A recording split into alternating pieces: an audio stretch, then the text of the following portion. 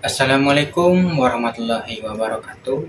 Perkenalkan, nama saya Aristio dengan NPM 24100102991 dari kelas 1D reguler Banjarmasin. Di video kali ini kita akan mengenal lebih dalam tentang motherboard, salah satu komponen utama dalam komputer yang sering disebut sebagai papan induk atau mainboard. Motherboard adalah papan sirkuit utama dalam komponen yang memungkinkan berbagai komponen komputer untuk terhubung dan berkomunikasi. Bisa dibilang motherboard adalah pusat dari semua komputer.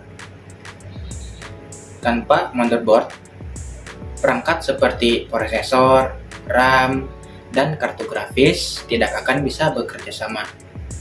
Sekarang, mari kita lihat lebih detail komponen-komponen penting yang ada di motherboard. Pertama, ada soket CPU. Disinilah prosesor atau CPU dipasang. Soket CPU berfungsi sebagai tempat CPU dan memungkinkan transfer data antara prosesor dan komponen lainnya. Prosesor ini adalah otak yang menjalankan perintah dan perhitungan yang kita butuhkan. Kedua, ada slot RAM atau memori slot.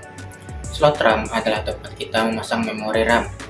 RAM menyimpan data sementara yang sedang digunakan, sehingga mempercepat proses komputasi. Biasanya terdapat 2 atau 4 slot RAM pada motherboard modern, tergantung pada jenis dan kapasitas motherboard. Ketiga, ada chipset. Chipset adalah pengatur lalu lintas antara CPU, RAM, kartu grafis, dan penyimpanan. Terdiri dari 2 bagian utama, North Bright yang mengatur komunikasi antara CPU dengan RAM dan GPU, serta South Bright yang mengatur perangkat input-output. Chipset ini sangat menentukan kompatibilitas motherboard dengan berbagai perangkat keras lainnya. Yang keempat, ada slot ekspansi atau expansion slot. Slot ekspansi adalah tempat untuk menambah kartu-kartu lain seperti kartu grafis atau GPU, kartu suara, atau kartu jaringan tambahan.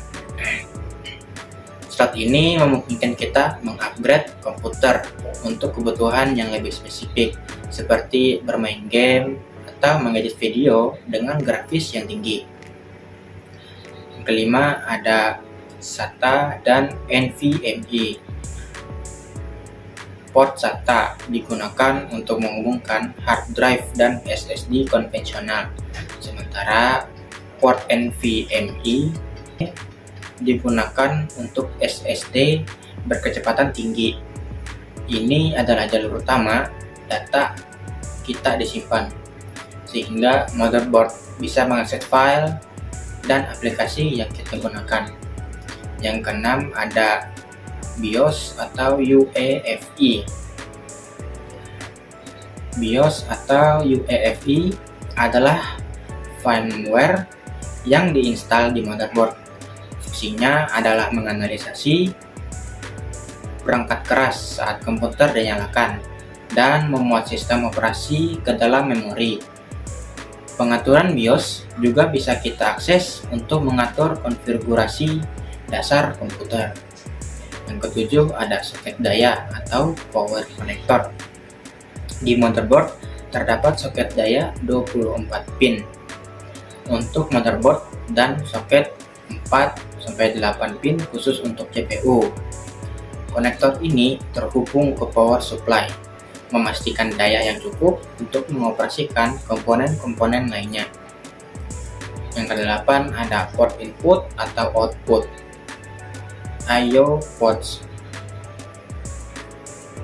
Port I/O juga digunakan untuk menghubungkan perangkat eksternal seperti keyboard, mouse, monitor, dan kabel jaringan. Semua port ini memungkinkan kita untuk berinteraksi dengan komputer dan jaringan. 9. Baterai CMOS. Baterai CMOS menjaga pengaturan waktu dan tanggal tetap berjalan, bahkan saat komputer dimatikan. Ini juga menyimpan pengaturan BIOS, sehingga kita tidak perlu mengaturnya setiap kali komputer dinyalakan. Yang terakhir, 10. Heatsink dan fan header. Heatsink membantu mendinginkan CPU dan chipset dengan menyerap panas yang dihasilkan. Sedangkan fan heaters adalah konektor untuk kipas pendingin yang membantu menjaga suhu komponen tetap stabil.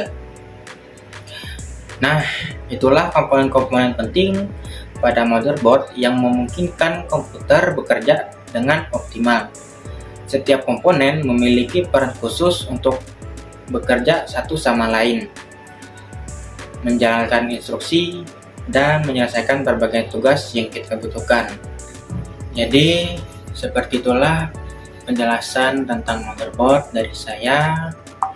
Terima kasih telah menyaksikan video ini. Semoga bermanfaat bagi kita semua.